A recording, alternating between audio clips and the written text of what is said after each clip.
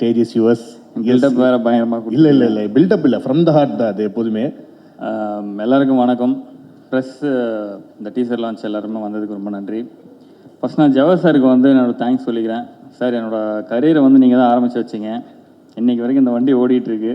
அதை நான் என்றைக்குமே நான் மறக்க மாட்டேன். இன்றைக்குமே என்னோடய கரியருக்கு வந்து நீங்கள் தான் வந்து நிற்கிறீங்க. நான் எது கேட்டாலும் உடனே செஞ்சுருவார். அவர்கிட்ட வந்து நான் ஒரு ஆர்டிஸ்ட்டாக அறிமுகமாக்கி இன்றைக்கி வந்து நாங்கள் வந்து ஒரு ஃபேமிலியாக இருக்கோம். அது எனக்கு நான் ஒரு ரொம்ப பெருமைப்படுறேன் சார். கண்டிப்பாக நான் உங்களோட இருக்கிறதுல நிறைய ஃபெஸ்டிவல்ஸ் ஆகட்டும், நம்ம ஃபேமிலிஸில் எது நடந்தாலும் நான் அங்கே இருக்கேன், நீங்கள் நம்ம வீட்டுக்கு வரீங்க. அது ரொம்ப ரொம்ப எனக்கு பெருமையான ஒரு விஷயம். அண்டு நான் உங்கள் பெரிய ஃபேன் சார்.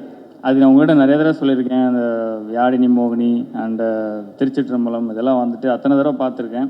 உங்களோட மேக்கிங் அண்டு நீங்கள் உங்கள் ஃபேமிலியில் வந்துட்டு நீங்கள் அந்த எந்த விஷயமா இருந்தாலும் நீங்கள் ஹேண்டில் பண்ணுற வந்து எல்லாமே கூலாக ஹேண்டில் பண்ணுவீங்க. அது எனக்கு ரொம்ப ரொம்ப பிடிக்கும். அது நான் நிறைய கற்றுருக்கேன் உங்ககிட்ட. இவர் எப்படி எந்த ஒரு சுச்சுவேஷனாலும் இவ்வளோ ஒரு காமாக ஹேண்டில் பண்ணுறாரு. ஸோ அது கண்டிப்பாக எல்லாருக்குமே தேவை. ஏன்னா நான்லாம் ஒரு பயங்கரமான ஓவர் திங்கர். நான் ஏதாவது ஒரு ஸ்டேஜுக்கு தெரியும், நான் ஏதாவதுனா வந்து அப்படி யோசிச்சுப்பேன். ஐயோ அடுத்து என்ன ஆகிடும், தூக்கம் வராது. அது மைண்டுக்கு வந்து ஓகே இது கிளியர் அப்படின்னு தெரிஞ்சால் தான் நான் அடுத்த கட்டத்துக்கே போவோம். அந்த மாதிரியான ஒரு ஆள். நான் உங்ககிட்ட நிறைய கற்றுக்கிட்டேன். Thank you so much sir. நம்ம இந்த ரிலேஷன்ஷிப் இன்னும் பல வருடம் நம்ம போகணும், இப்படியே இருக்கணும், ஹெல்த்தியாக இருக்கணும். நான் வந்து கடவுள்கிட்ட வேண்டிக்கிறேன். Thank you. And N wife Shreya வந்திருக்காங்க. அவங்களோட சப்போர்ட் வந்து எனக்கு ரொம்ப ரொம்ப பெருசு.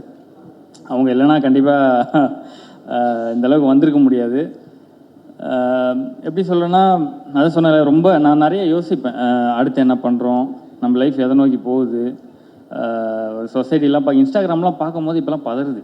ஏன்னா இன்ஸ்டாலெலாம் வந்து அவ்வளோ போஸ்டெல்லாம் பார்த்தீங்கன்னா எதுவுமே நமக்கு பாசிட்டிவாக இருக்கிற மாதிரிலாம் இப்போ கிடையாது. இது அங்கே நடந்தது, அது அங்கே எரிஞ்சது, இங்கே ஒரு குண்டு வெடிச்சது, ஏலியன் வருது, அது இதுன்னு சொல்லி இதெல்லாம் பார்க்கும்போதே பயமாக இருக்குது. ஸோ அப்போல்லாம் வந்துட்டு யோசிப்பேன் என்ன பண்ணுறது அப்படின்னே தெரியாது எனக்கு. அப்போது என்னென்னா எனக்குமே கடந்த ஒரு 2 வருஷமாக ரொம்ப பயங்கரமான ஒரு பேட் டைம்.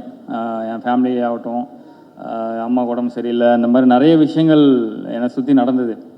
நான் ரொம்ப ஒரு பயங்கர ஒரு டிப்ரெஷனுக்குள்ளாயிட்டேன். என்னடா இது எதுவுமே ஒரு ஹேப்பனிங்காக ஒரு விஷயமே நடக்க மாட்டேங்குது. நான் எப்போவுமே வந்து ஓரமாக உட்காந்துட மாட்டேன். அடுத்து என்ன பண்ணணும், ஏதாவது ஒரு முயற்சி எடுக்கணும், நம்ம அடுத்த கட்டத்துக்கு போகிறது முயற்சி எடுக்கணும்னு ஏதாவது யோசிச்சுட்டு தான் இருப்பேன். ஸோ அப்படி போயிட்டே இருக்கும்போது சரி ஓகே, எனக்கு இது ஒரு சின்ன பழக்கம் இருக்குது. ஓகே, ஒருவேளை நம்ம டைம் சரியில்லையோ, நம்ம ராசி சரியில்லையோ, குழந்தை அழுகுது பேசுகிறத கேட்டு. ஓகே சரி. ஸோ நம்ம டைம் சரியில்லையோ, ராசி சரியில்லையோன்னு சொல்லி என்ன பண்ணுவோன்னா, சரி ஓகே நம்ம வந்து யூடியூப்பில் போய் நம்ம ராசியெல்லாம் போட்டு என்ன டைம் எப்படி இருக்குன்னு பார்க்குற ஒரு பழக்கம் எனக்கு இருக்குது. தயவுசெய்து தப்பாக நினச்சிக்காதீங்க. நான் போய் பார்ப்பேன். பல பேர் பண்ணுறது தான் இல்லை. அப்போ நேற்று கூட பார்த்தேன் நான். நீங்கள் பார்த்தீங்களா? அங்கே போனவொடனே இன்னும் டிப்ரெஷன் அதிகமாகுது. அந்த தம்ப்நெயில் டைட்டில்லாம் நீங்கள் பார்த்தீங்கன்னா வந்து வயது வரம்பை மீறி ஒன்று நடக்க போகுது. என்ன நடக்க போகுது நம்ம லைஃப்பில், வயது வரம்பை மீறி என்ன நடக்க போகுது, அந்த மாதிரியெல்லாம் இருக்கும். இன்னொன்று வந்து வாழ்க்கை தலைக்கெல்லாம் மாறப்போகுதுலாம் தம்ப்நெயில் இருக்கும். ஏற்கனவே நம்ம பயங்கர டிப்ரெஷன் இருக்கும். அது பார்த்தா இன்னும் டிப்ரெஷன் ஆகிடுச்சு. அதனால் அதை விட்டுறது. இந்த டேட்டு போட்டு இது நடந்தே தீரும் அப்படின்னு வேற இருக்கும். ஆமாம், இது கண்டிப்பாக இந்த டேட்டில் நடந்தே தீரும் அப்படிலாம் போட்டுருவாங்க. சரி ஓகே இது வந்து வேலைக்கு ஆகாதுன்னு சொல்லி அதை விட்டுறது. அப்போல்லாம் வந்து ஸ்ரேயா வந்து அவங்க என்ன மாதிரி கிடையாது. அவங்க ரொம்ப கூலாக ஹேண்டில் பண்ணுவாங்க. அவங்களோட சிரிப்பு எனக்கு ரொம்ப பிடிக்கும். அப்போ ஸ்ரேயா பார்க்கும்போது ஓகே நம்ம பொண்டாட்டி இருக்கா நமக்கு, ஸோ பார்த்துக்கலாம், எதாக இருந்தாலும் பார்த்துக்கலான்னு சொல்லி ஒரு கான்ஃபிடென்ட் வந்து எனக்கு ஸ்ரேயா கிட்டே தான் கிடைக்கும். தேங்க்யூ. நான் ரொம்ப நிறைய நான் வந்து கடமைப்பட்டிருக்கேன். நீ கிடச்சது நான் ரொம்ப கொடுத்து வச்சுருக்கணும். Thank you so much. அண்டு நான் டார்க் ஹெவனுக்கு வரேன். எனக்கு எல்லா ஆர்டிஸ்ட் மாதிரியுமே எனக்குமே ஒரு நல்ல படம் பண்ணணுன்ற ஒரு ஆசை எனக்குமே இருக்குது. ஒரு நல்ல டீமோட பண்ணணும், ஒரு நல்ல டேரக்டரோட பண்ணணும், நல்ல கதை பண்ணணுன்ட்டு.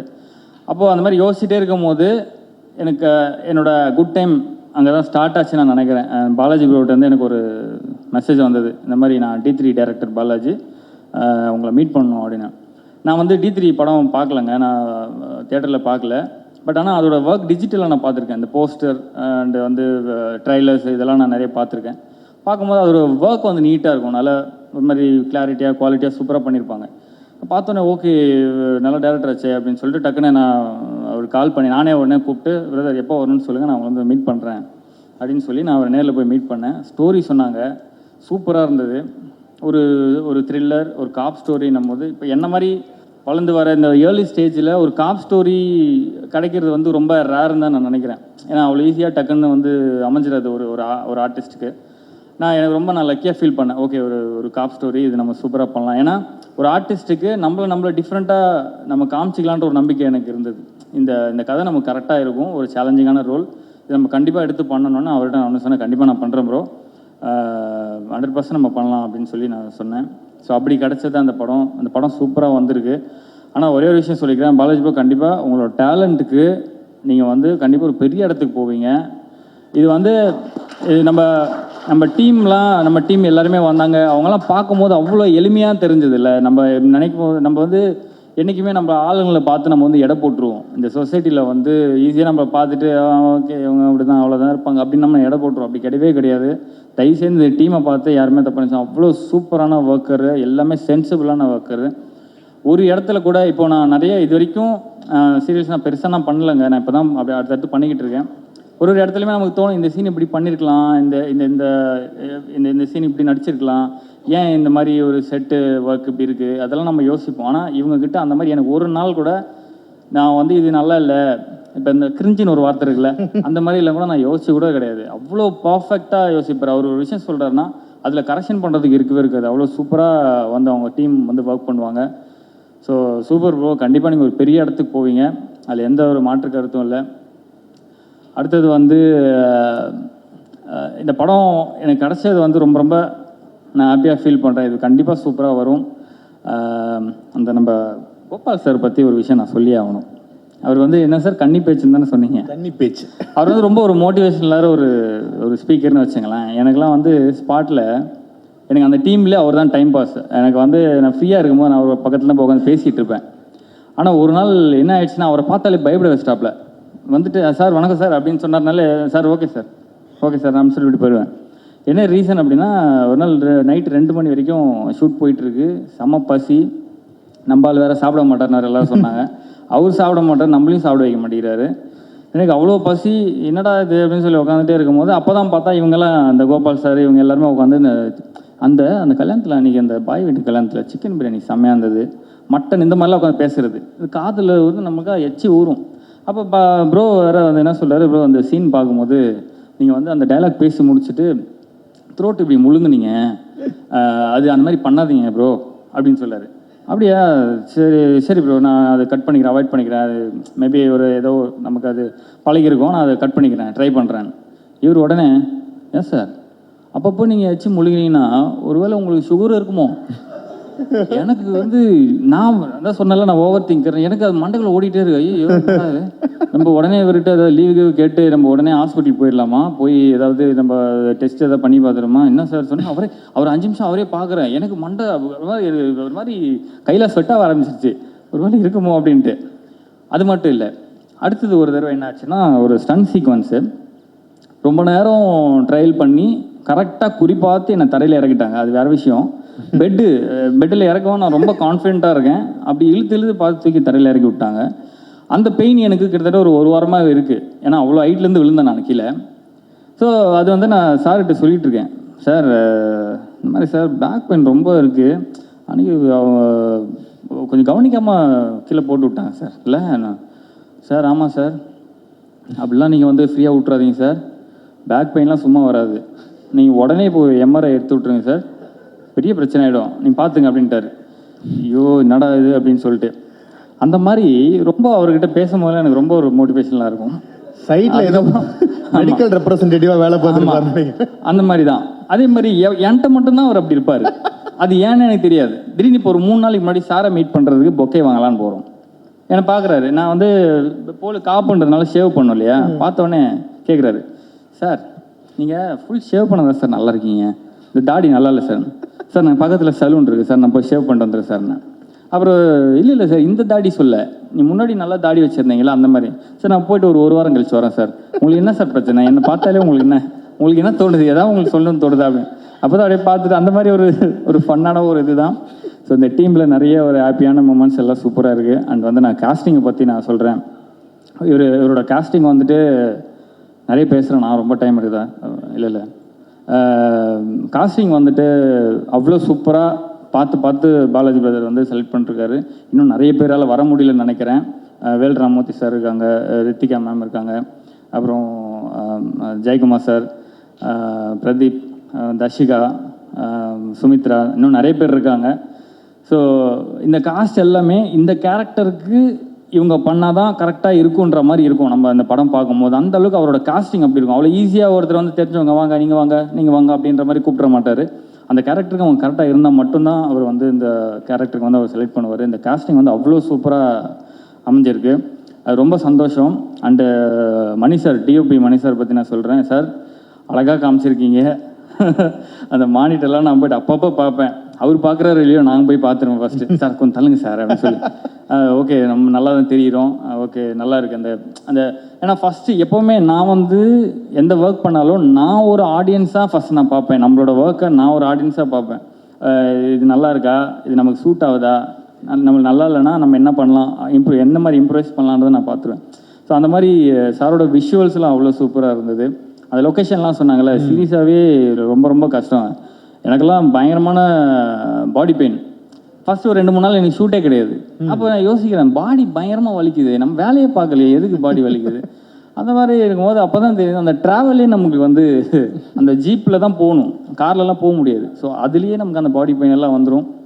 ஸோ அந்த மாதிரி லொக்கேஷனில் அவர் அவ்வளோ கூலாக வேலை பார்த்தாரு. Thank you so much. அவங்களோட ஒர்க் பண்ணதில் ரொம்ப சந்தோஷம். எடிட்டர் ராஜா ப்ரோ சூப்பராக இருக்குது. சான்ஸே இல்லை. எனக்கு டீசர் வந்து நான் அப்போது வேற ஒரு படம் பார்த்துட்டு இருந்தேன் தேட்டரில். பாலாஜி பிரதர் வந்து ஃபோனில் அனுப்புகிறாரு, டீசர் வந்து ரெடி அப்படின்னு சொல்லி. பார்த்துட்டு நானும் ஷேர்கிட்ட சொல்லுமா டீசர் வந்திருக்குமான்னு சொல்லிட்டு தேட்டர்லேருந்து வெளியே வந்துட்டோம். அந்த படம் அப்புறம் பார்த்துலான்னு சொல்லிட்டு நேராக வெளியே வந்துட்டு டீசர் பார்க்குறோம். அவ்வளோ சூப்பராக இருந்தது. அவங்க சொன்ன ஏய் சூப்பர் அப்படின்னு. அப்போ அவங்க முகத்தில் வந்து ஒரு இந்த சந்திரமுகியாக ஒரு இது இருக்குல்ல, அந்த மாதிரி பரவாயில்ல நம்ம புருஷன் வந்து சூப்பராக ஒரு படம் பண்ணியிருக்காரு, நல்லா இருக்குது அப்படின்ற மாதிரி அவங்க ஃபேஸை எப்பவுமே நம்ம சுற்றி இருக்கவங்கள பார்க்கணும். அவங்களோட ரியாக்ஷன்லாம் நமக்கு தெரிஞ்சிடும். நம்ம பண்ணுறது ஒர்த்தான வேலையா இல்லையான்றது சுற்றி இருக்கவங்க. நான் எப்பவுமே ஒரு சீன் அடிக்கும் போது கூட இந்த லைட் மேன்ஸ் எல்லாம் பார்ப்பேன். அவங்க வந்து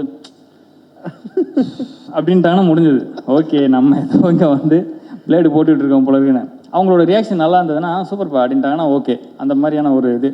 ஸோ சூப்பராக பண்ணியிருக்கீங்க bro Raja bro. And music director Sakthi bro சூப்பராக இருக்குது உங்கள் ஒர்க்கு. நீங்கள் அந்த ஜாக்கின்லாம் ஒரு படம்லாம் பண்ணிக்கிட்டு இருக்கீங்க. உங்களோட அந்த லைவ் மியூசிக் ஒர்க்லாம் நான் பார்த்தேன், சூப்பராக இருந்தது. அண்ட் நம்ம டீம் எல்லாருக்குமே நான் வந்து ரொம்ப நன்றி சொல்லிக்கிறேன். இது சூப்பரான ஒரு டீமாக அமைஞ்சிருக்கு.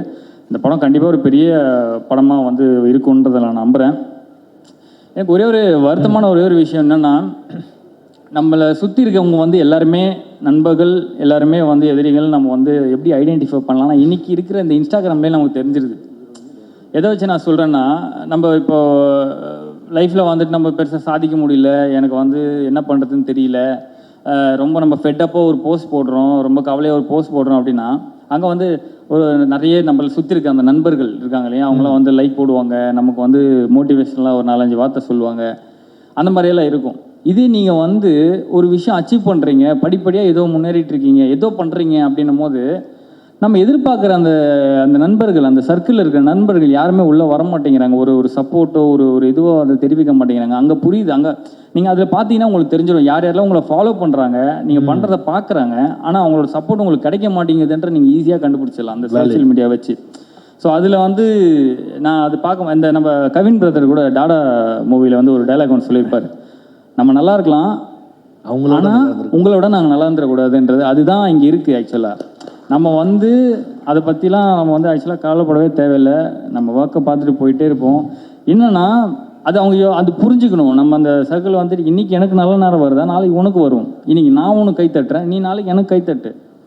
அவ்வளோதான். எல்லோரும் சேர்ந்தே இருப்போம், சேர்ந்தே சந்தோஷமாக இருப்போம், சேர்ந்தே வளருவோன்றது தான். பட்டு அதெல்லாம் பார்க்கும்போது ஒரு இதாக இருக்குது. பட் நம்ம ஏதாவது அச்சீவ் பண்ணும்போது யாருனே தெரியாத அக்கா, அண்ணன், தங்கச்சி, நம்ம இந்த இன்ஸ்டாகிராமில் இருக்கிற இந்த மக்கள் இருக்காங்கல்ல, அவங்கெல்லாம் வந்து அண்ணா நீ அன்றைக்கெலாம் வீடியோ போட்டுட்டு இருந்தேன், அதெல்லாம் நான் பார்த்துருக்கேன், நீங்கள் சூப்பராக நடிப்பேன், அன்றைக்கே தெரியும் நீங்கள் வந்து ஒரு படம்லாம் நடிப்பீங்க, அடுத்தடுத்து வருவீங்கன்ற நம்பிக்கை எனக்கு அன்றைக்கே இருந்தது. அந்த மாதிரிலாம் போடும்போது எனக்கு அது ரொம்ப சந்தோஷமாக இருக்குது. அந்த மக்கள் தான் நமக்கு வந்து எப்போவுமே இருப்பாங்கன்றதை நான் நம்புகிறேன். ரொம்ப ரொம்ப தேங்க்ஸ் எல்லாருக்கும். நான் ஏதாவது தப்பாக பேசியிருந்தா மன்னிச்சிருங்க. இந்த படம் வந்து கண்டிப்பாக சூப்பராக வரும், நல்ல குவாலிட்டியாக இருக்குது. எல்லாருமே பார்த்து சப்போர்ட் பண்ணணும் நான் எல்லார்ட்டையும் கேட்டுக்கிறேன். Thank you so much. Thanks. Super.